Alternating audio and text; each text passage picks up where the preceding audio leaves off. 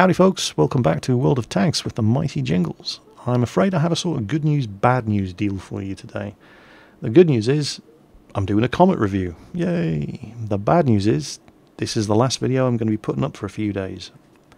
The reason for that is because In Country 11 is running at Combat South this weekend. Combat South, my local airsoft site, runs an annual Vietnam reenactment every year. This is the 11th one that they've done, and I'm attending in the role of photojournalist for the American forces. So I'll be airsofting all weekend, which means I won't be able to put a video up on Saturday, I will not be able to put a video up on Sunday, and I'm probably going to be too tired to dedicate the 8 or 9 hours it takes for me to get a Mingles with Jingles video up and running on Monday. So no Mingles with Jingles this week, but I will put a video of some description up on Monday, probably late on Monday, because I'm liable to be sleeping most of the day after roughing it in the boonies all weekend with Charlie breathing down my neck. So that's what I'm getting up to this weekend, and that's why this is the last video you're going to see from me for a few days. So anyway, on with the review. The Comet. British Tier 7 medium tank. And I don't really have much good to say about the Tier 7 medium tanks. I pretty much don't like any of them, with one or two exceptions. The American T-20 I think is pretty good. It's fast, it's manoeuvrable, it's got no armour whatsoever, but it's got a very good 90mm gun. I do like the KV-13. Again, it's very fast, it's very manoeuvrable, it's very small, it's ridiculously well armoured. The gun is merely adequate, however. The Panther is just a big joke and a travesty of what the real thing was.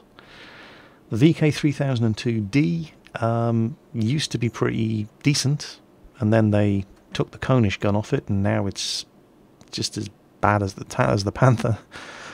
I must admit I don't know an awful lot about the Chinese T-34-1, so I can't really comment on that. It seems to do quite well, but I've never driven one, so I really couldn't say. The French, of course, don't get a Tier 7 medium, and the Russians also get the T-43, which is just a rolling ammo rack and fuel tank with a distinctly average gun. So the Comet doesn't have to be that good to be the best Tier 7 medium tank. Unfortunately, the Comet gets a bit of a bad rap. And I think the reason the Comet gets a bad rap is because of the Cromwell, the Tier 6 British medium tank. That little thing there, which is epic.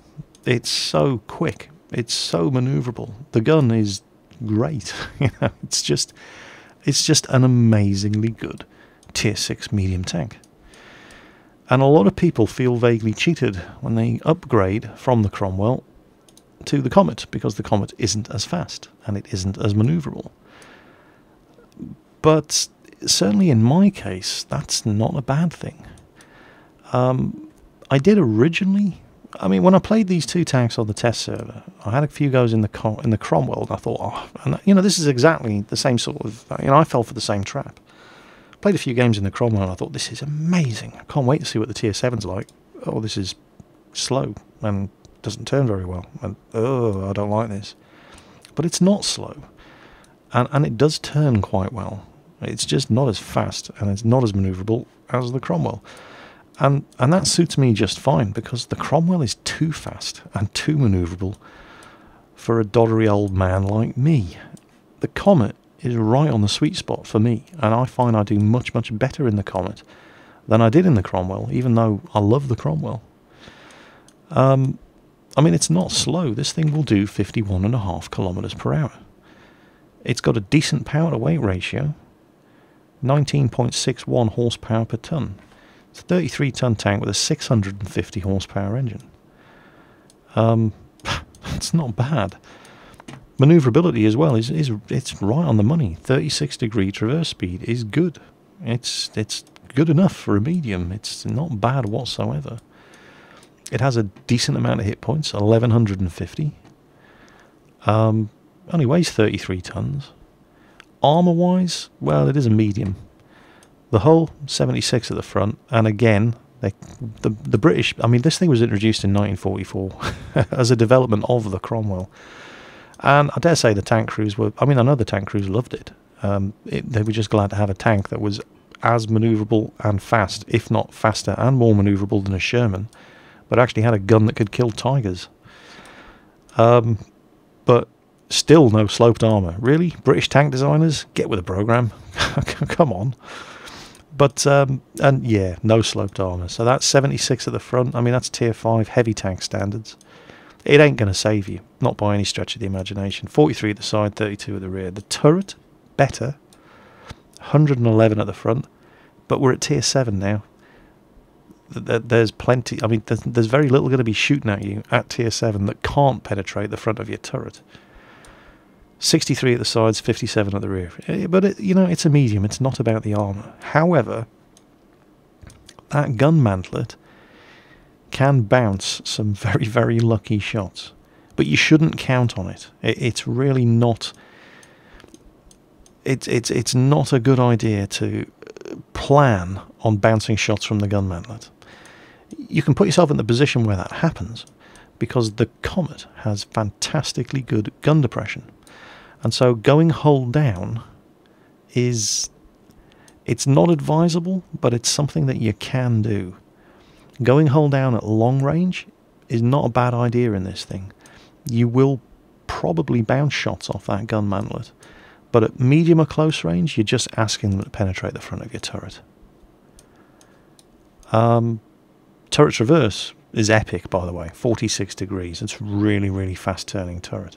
And the view range is good. 380 meters for a tier 7. That's pretty damn good. And a very, very good 700-meter signal range. So you're all sitting there saying, wow, Jingles, that sounds fantastic. Where's the downside? Well, there is a downside. But it's not that bad. And of course it's the gun.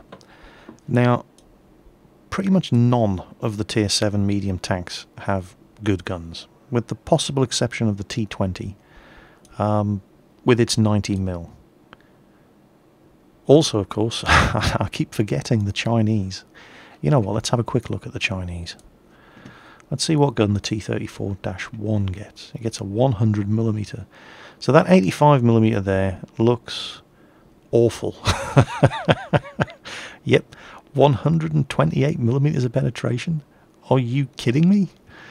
So that is awful. The stats are pretty good everywhere other than the penetration, and the penetration's the deal breaker on a tier 7 medium.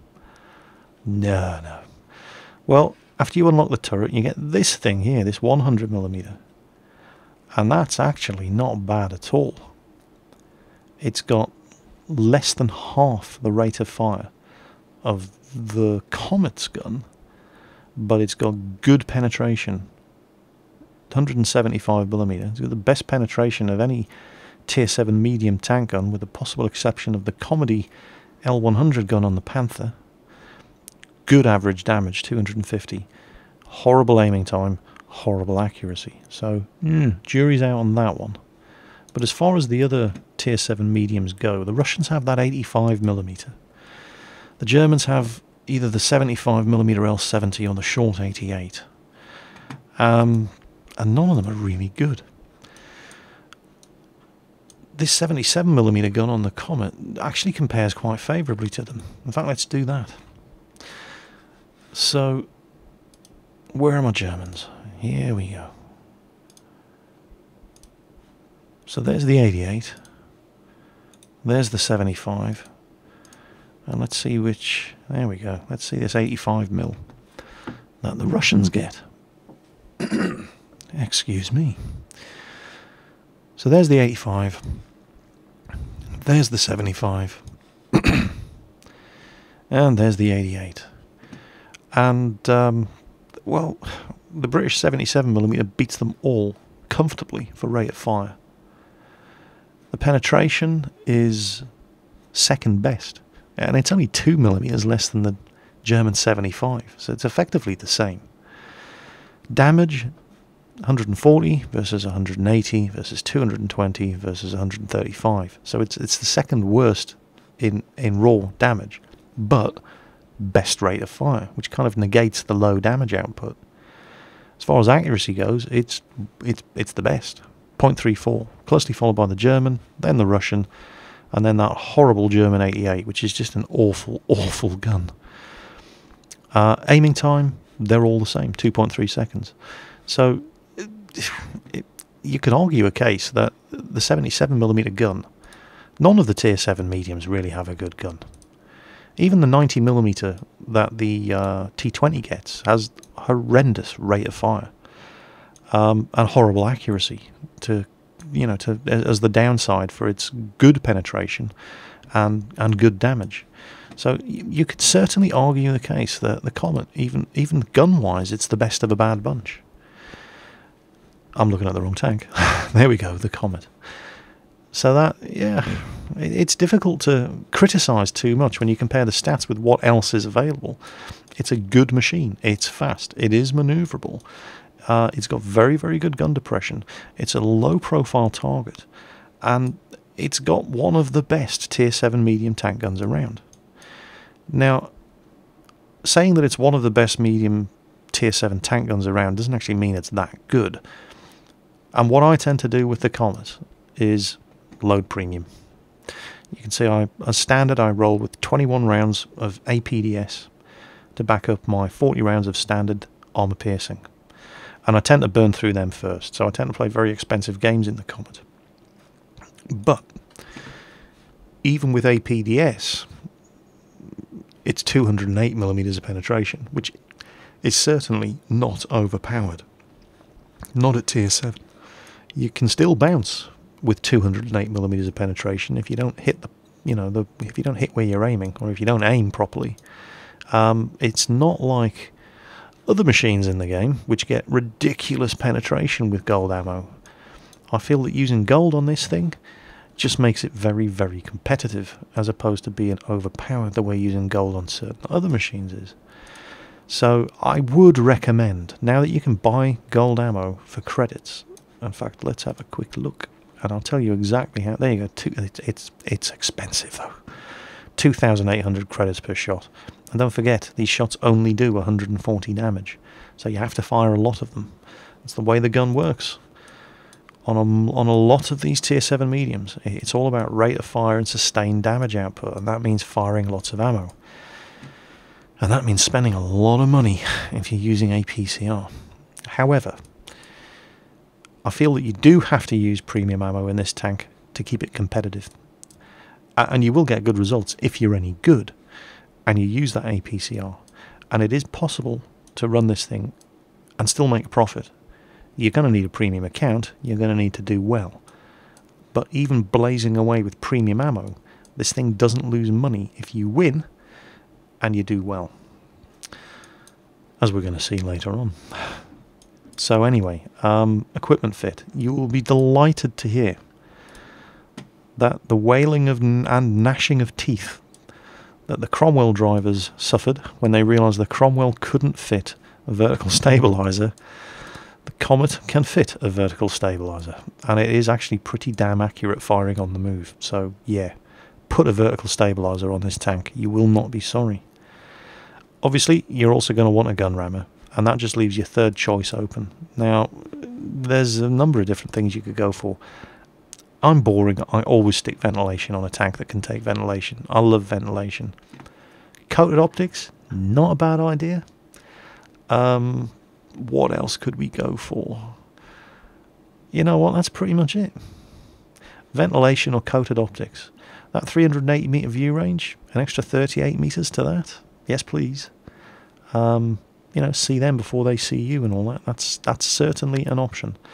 But I just like my improved ventilation for an extra 5% of all crew skills. Speaking of crew skills, I don't pay too much attention to what I have. I can't remember where I got this crew from.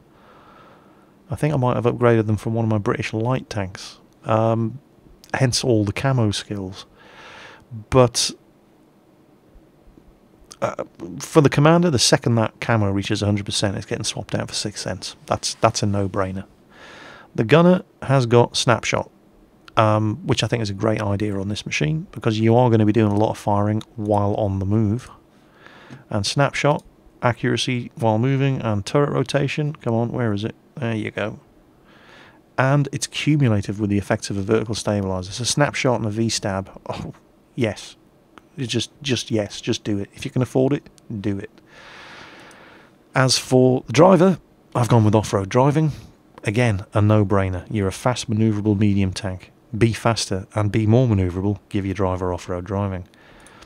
For the radio operator and the loader, you should probably... Well, camouflage isn't terrible, but you don't spend a lot of time stationary in this thing. Repairs is also not a bad idea.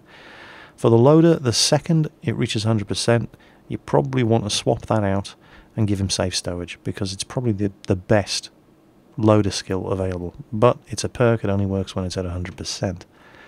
And the radio operator, whatever. Who cares? I don't know. Give him, what's the one that increases your view range? It's up here somewhere. There you go, situational awareness. Maybe, I don't know. But, you know, whatever floats your boat. That's what I've gone for. So, the Comet. I have had a lot of fun driving this thing, and I'm going to show you why. So, here we go. First game I'm going to show you is just me getting the grips with the Comet, really. I'm platooned up with Quickie Baby. He's in his AT7. It's highly unusual for me to be driving a Comet and Quickie Baby to be driving something other than a Comet. He absolutely worships this tank. And I had to have a few games in it before I really figured out why.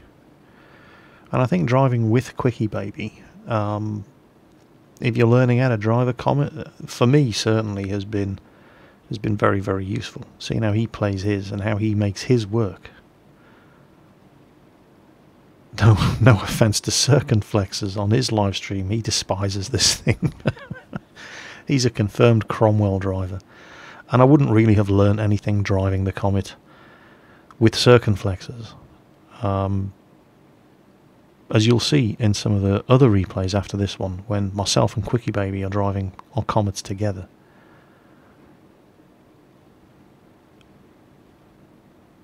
Don't really expect to see Jagdpanther 2s up here with their bad gun depression.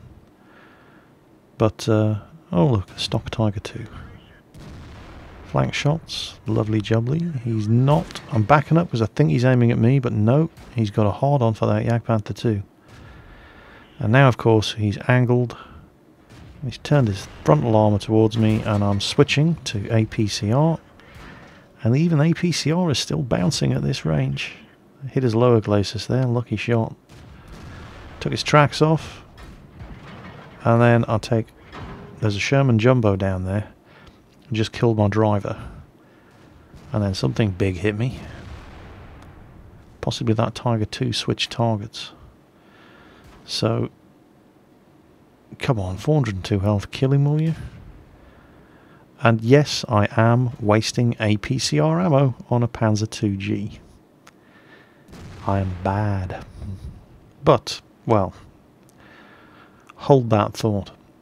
Basically, I forget that I have the APCR loaded, and I just keep blazing away in the heat of the moment. But watch this. Panzer 2G, Tier 3 light tank. Yep. That one bounced off. Premium ammo. Fantastic. But the thing is, yeah, I mean, premium ammo is not an I win button. Anything that hits anything at the right angle will bounce. Talking of angles, I can finally start penetrating this IS-6 when he starts angling his tank down, which flattens out that frontal hull armour of his. But I'm not going to kill him from here. It's going to cost me a fortune to do a little bit of damage. So it's time to move. I mean, we're winning 8-1. This was a real rout.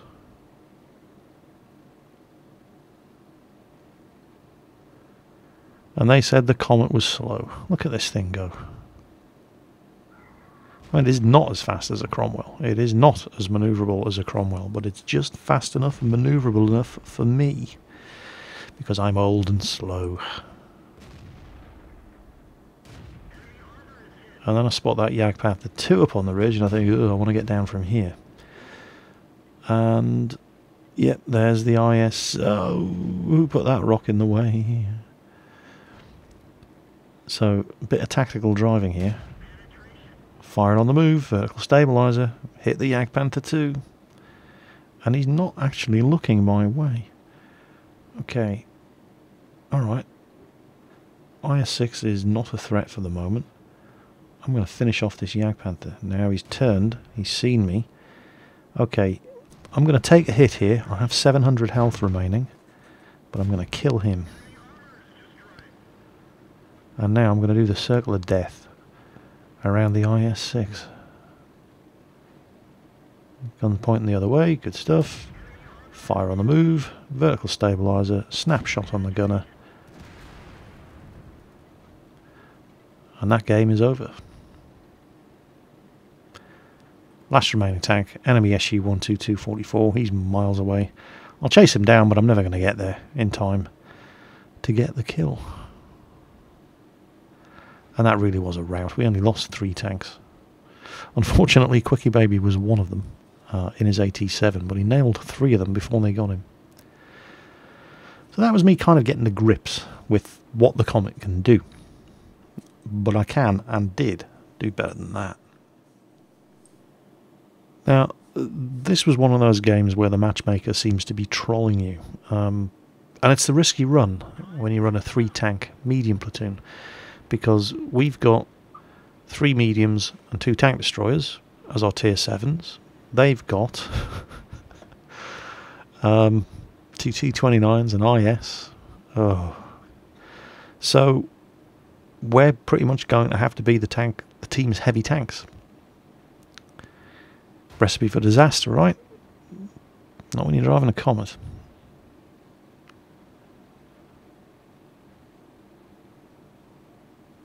Myself, Quickie Baby, both in the Comets. Ike in his VK3002D with the short 88mm gun.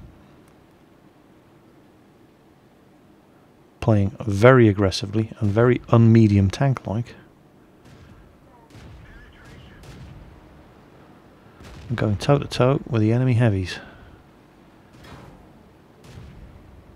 But first we'll just finish off this pesky KV-13 who has really bitten off more than he can chew. And he's trying to get away, but the rate of fire of 2 Comets firing at you. And there's an E-25 up here with us as well. So now we're going to focus our targets. We're going to take that T-29 next.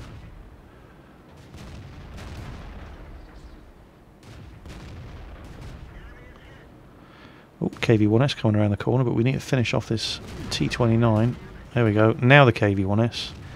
It's all about focusing your fire. 2 Comets and an E-25. This guy is so dead. Now it's the next T-29, and they're not feeling very confident now. They came around the corner and thought, oh, they're only medium tanks. Charge!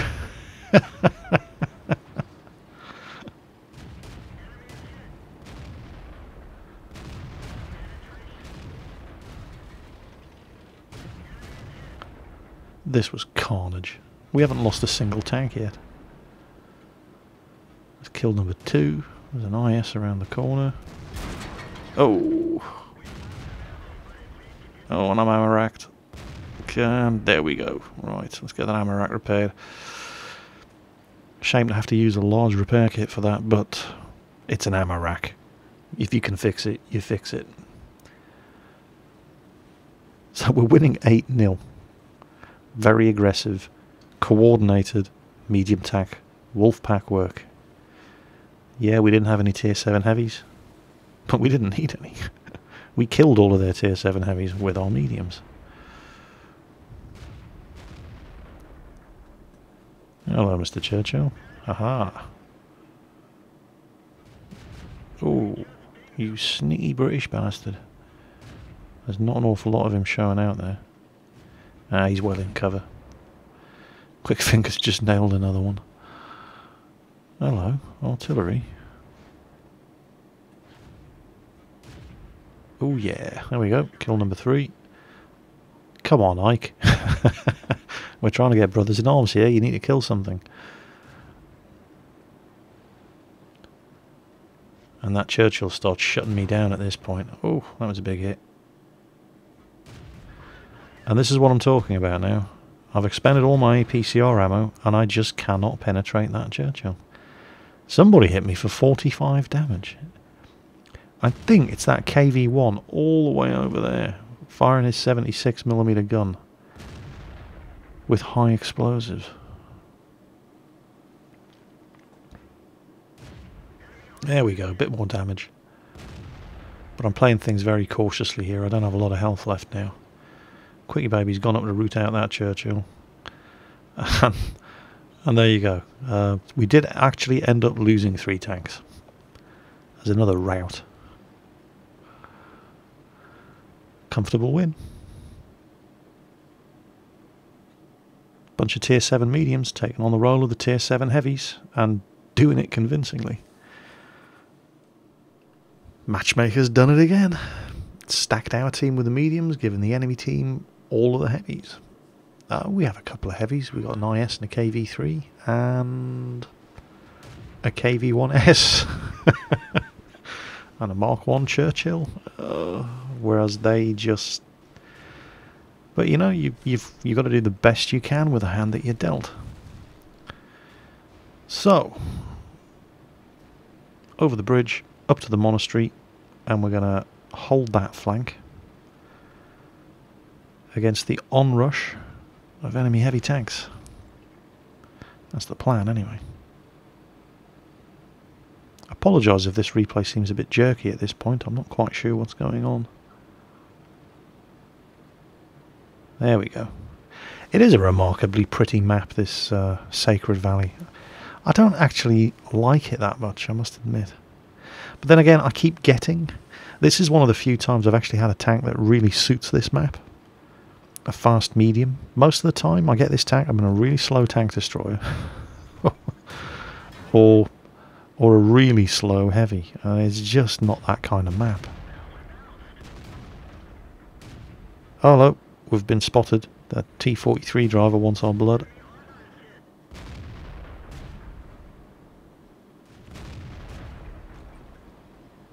There's all sorts of cover up here, but most of it is destructible.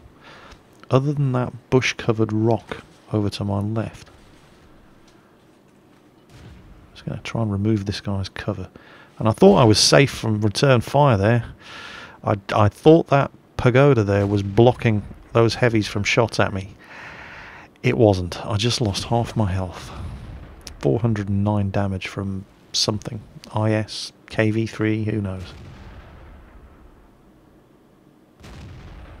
Not the KV3, he looks mostly artillery? Really?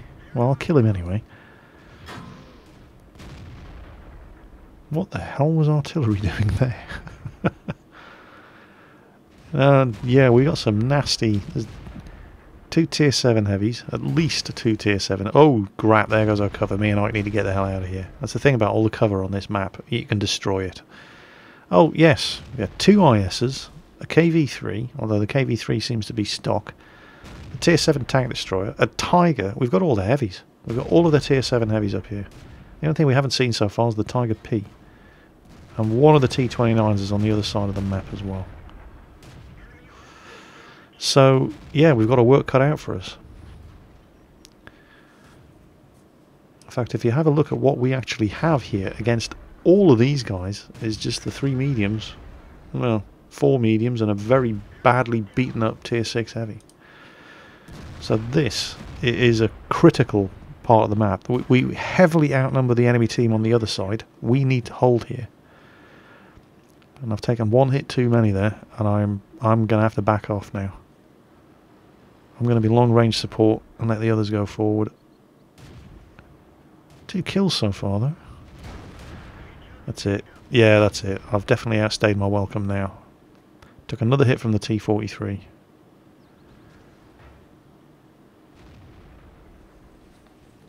So I'm backing right off. Oh, somebody set him on fire. Oh, I can finish off this KV-3.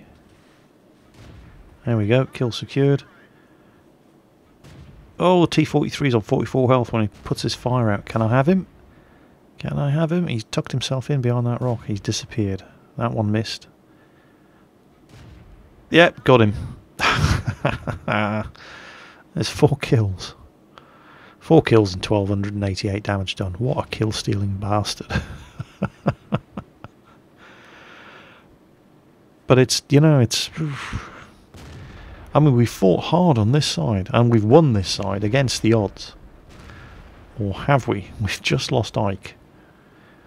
Guys on the other side seem to be doing okay. We've got the middle, we've got the northern flank. Quickie Baby nails that tiger, and those 2 ISs have gone low. We've just swapped position with those 2 ISs. So now we come around. I hope you're not expecting a happy ending for this replay, by the way. Quickie Baby just, he did what I normally do in the Cromwell, launched himself off the ridge, took his own tracks off and lost a whole bunch of health. And watch this IS. Well played. Of course, I'm out of APCR now, and I just can't penetrate this guy from the front. And I'm just bouncing and bouncing and bouncing and bouncing, and... But it was enough. There's only 3 of them left. They've just lost their Tiger P. They're down to 2 tanks. And we did enough in the corner there on the monastery to make that one a win. A common complaint, well, actually not a common complaint, but there's always some smart arse in the comments to the videos whenever I put these kind of replays up, saying, oh, it's easy to get Top Gun when you're the top tier tank. Because, yeah, you always see that. 6 tier 8 tanks in a tier 8 game, and all 6 of them get 6 kills each, don't they? It happens all the time. Oh wait, no it doesn't. But, you know, okay, fine. I'll take the bait. Here we go. It's our same tier 7 medium tank platoon in a tier 8 match. The enemy team have an IS-3, an IS-6, 2 Super Pershings, and a T-28. And they got a whole bunch of tier 7 heavies as well. So we're firmly sitting down here in the bottom third of the table. And we're going to take the eastern end of the map here on Ensk. Now, I do like Ensk. I don't know what it is about the map. If somebody asked me, what is it about Ensk that makes it such a good map, I just would not be able to tell you. But I almost always have good games on this map, and I don't know why. I couldn't explain it. There's just something about Ensk. And this game, well, I wouldn't be showing you it if it wasn't a good one. Tier 8 game, straight away I've loaded up.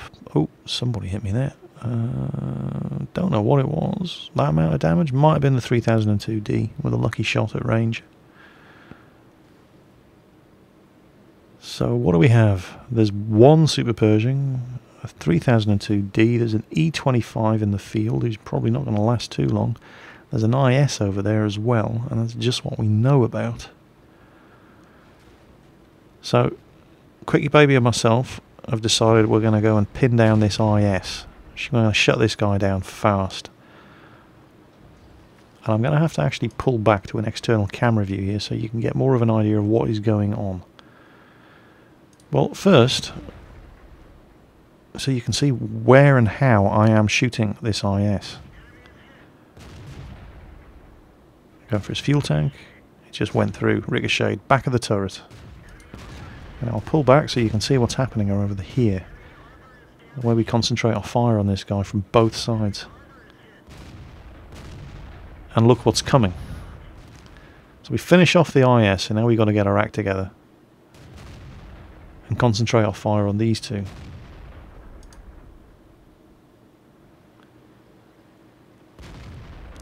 Ooh, replay jerk there. Sorry about that, I'm not sure what happened. Flank and fire on the Super Pershing. He turns his gun to me, so I move forward, and my tracks eat his shot.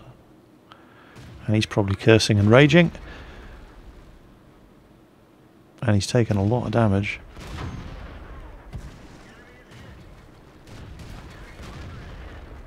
Pinned this D. We need to kill this guy fast. Come on, he's only got 15 health. Finish him off, fellas. Thank you. And the Super Pershing's dead as well. We just nailed the artillery. Some lovely, lovely teamwork there. There's the other Super Pershing. Okay. We need to push this. We can't afford to let 1 Super Pershing hold us all back. Need to kill him before those other mediums arrive to help him out. So concentrate the firepower, go around him.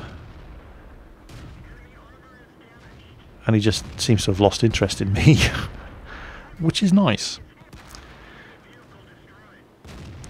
This Cromwell arrives just in time to die. That other Comet's probably thinking, crap, which way do I go? Quickie Baby goes around long. I'm going to go short. Get one shot into him. Ram him. Finish him off. It's 2,500 damage so far. All we have left, T28, Tiger, MT25. And there's the T28. Oh, and he sees Ike. And he hits Ike. Rather Ike than me. Alright. Ike can't take another hit, but I can. So I'm going to go out.